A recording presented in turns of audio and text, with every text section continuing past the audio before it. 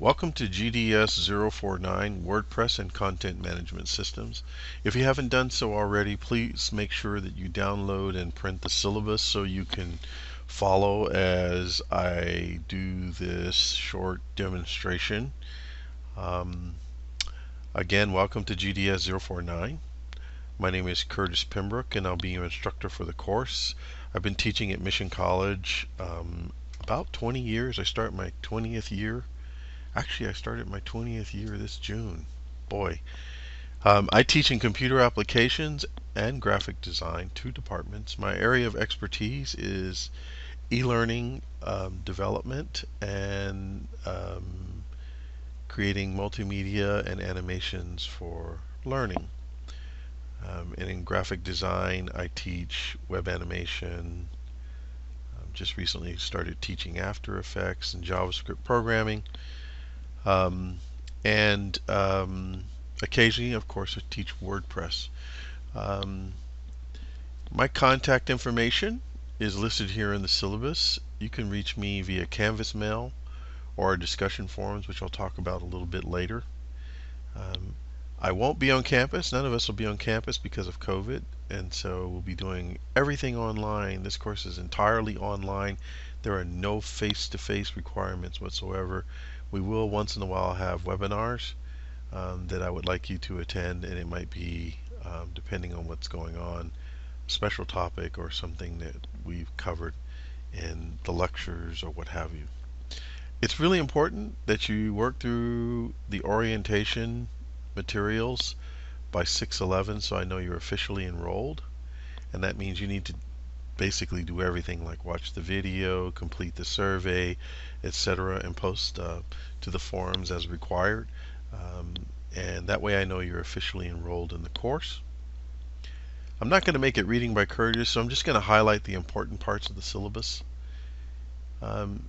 This course is considered an advanced web design and development course, which is interesting because we don't have any prerequisites. We just have advisories, right? The advisory is that, and this should say GDS89. That's the old 88A is the old JavaScript class. Basically, that you've had GDS 45, 46, or some form of JavaScript programming is an advisory. This course is advanced because when you're working with a content management system, content is dynamically generated, and so it involves several or more technologies to make that happen. And so you should have a pretty good understanding of HTML and CSS, at least have seen it and know some of the core tags in HTML, like your opening HTML tag, that you have to have content that you place in the head, what the title tag is, what the body tag is, a little bit about CSS, the difference between a selector and declaration and their properties and values. And then you'll be okay. And I'll give you a problem for quick HTML review just to kind of get your juices flowing again. I'm not looking for perfection. And since it's a summer class, this is the first time I taught this course in the summer and the first time we've taught it in a couple of years. We're going to kind of base the depth that we cover on your personal goals and kind of direction that the class goes as a whole. At a minimum, what I want for you from this course is that you understand WordPress and other content management systems like Drupal or Joomla, and what it takes to make these things work. In the past, we've used Dreamweaver as part of the course. Dreamweaver is kind of fading away from and out of popularity, and it does introduce another level of complexity in the course. So I will demonstrate occasionally. You'll see videos with Dreamweaver, but I'll use other IDEs or integrated development environments or tools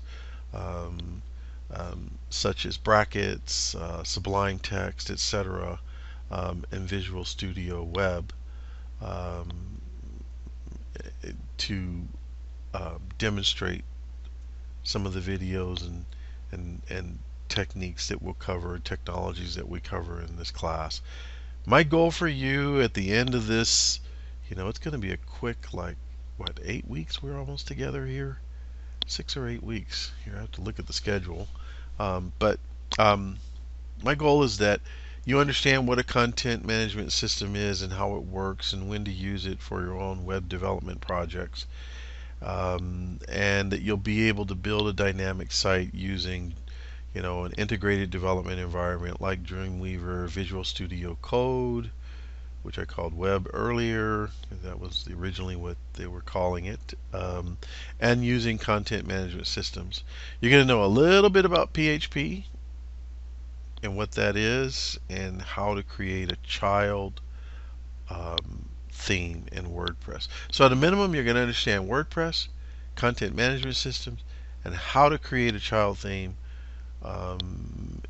using WordPress and HTML and CSS, and why that's important to what you do with WordPress. And that's where we want to go for a minimum. If your goal is to become a WordPress developer and create really cool themes that you can sell to people, then we probably won't get there in 6 to 8 weeks. Okay, and so at a minimum, we'll get you to the point where you can set up a WordPress site and you can do a little bit of customization and you understand the engine and the technology behind it, so later you can go on and take more advanced courses or do more research on the web and understand what they're talking about.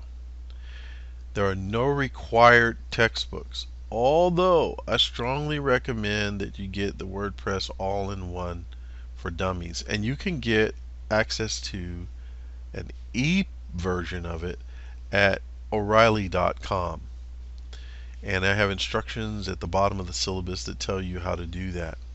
In terms of assignments, you need to complete the online orientation.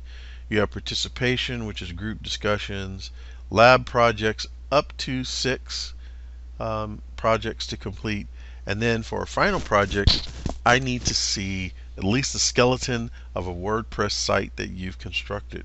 Now, what you do this summer is going to be based on your goals. So part of the orientation survey is I want you to reflect on why you took this class and what your goals are realistically. If you're just a beginner in the graphic design program, and you have just a little web experience and a little bit of HTML, knowledge of HTML and CSS, this semester your goal, a realistic goal might be to develop a WordPress site and be able to post and create pages, and maybe do a little bit of customization with the theme, like changing colors, font types, etc. And then at least understanding how to create a child theme.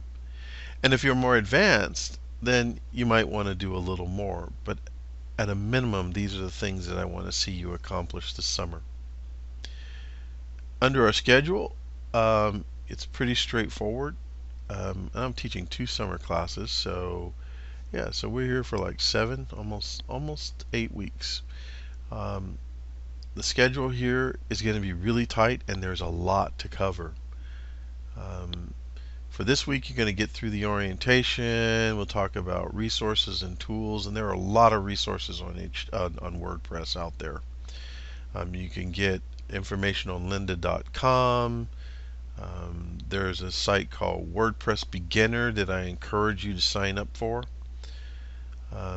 We'll get started with WordPress. We're going to take a look at, I want you to sign up for a free account at WordPress.com, just so you can have a little sandbox where you can experiment. And then what we're going to do is we're going to set up our own instance on a local host, like on your own personal computer.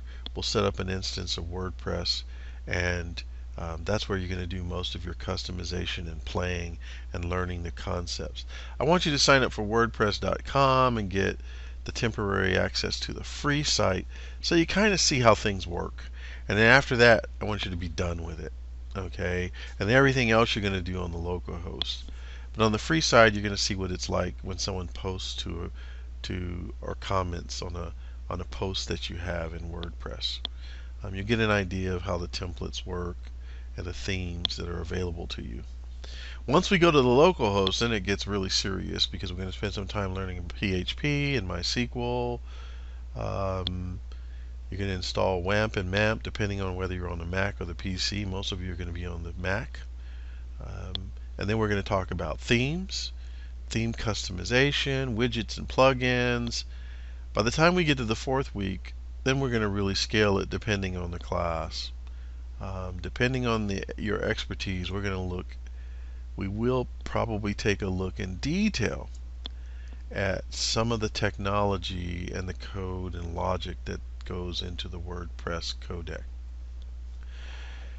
And then we'll create a child theme and we'll pretty much be done. I'll give you a week to work on your WordPress site, and then you need to deploy it. So you're going to need to publish your site from your local host to hosting. And there are some sites that give students a real cheap introduction to hosting. And I'll SiteGround I think is one that gives you pretty cheap hosting, and I'll give you the resources to find those if you don't already have a host. And so the goal is to make something. It doesn't have to be fully functional, so I can see that you can apply what you've learned. I want to see it on the local host. I may make appointments with you, each of you individually in Zoom, and then you're going to give me control of your computer so I can look at your setup, see that you've mastered that part, and then once we play around in the local host, we're going to publish to your site to a host that you can utilize, and maybe later use that host to continue to build your WordPress site. I have some documentation for the final project, and you can read that on your own. I don't want to make it reading by Curtis, but basically I'm going to be able to see your final site published somewhere where it's hosted and that things are working, kind of in that very rough prototype mode. In terms of grades are very straightforward. I'm not here to make or break your academic career. If you do the work, you're going to get an A in the class. In fact, you already have an A in the class. Just do the work and you'll be fine. In terms of participation, it's really important. We'll have discussions online, and it's important that you post and you respond to at least one of your classmates, and then you'll get those easy points. If you don't respond or you don't post, you won't get the points for collaboration or participation. And research tells us that students who participate in discussions and collaborative exercises online tend to complete the course. It kind of helps you build your own virtual identity. Okay, so the last thing I'll say is if you have any questions, you're going to post those questions to the questions forum in Canvas. And the reason I say that is because students tend to have the same questions. And so if you're looking through the syllabus and there's something that's ambiguous and you have a question, the odds are probably that 3 or 4 more students have the same question. So you post your questions in the forum, and I will answer them there, or you can answer yourself. You can answer one another, should I say, not yourself. And so what I'm doing is trying to simulate what happens in the regular classroom. So when you're online, students sometimes will raise their hand in the class and other students answer, or the instructor directs that question back to other students as an instructional technique.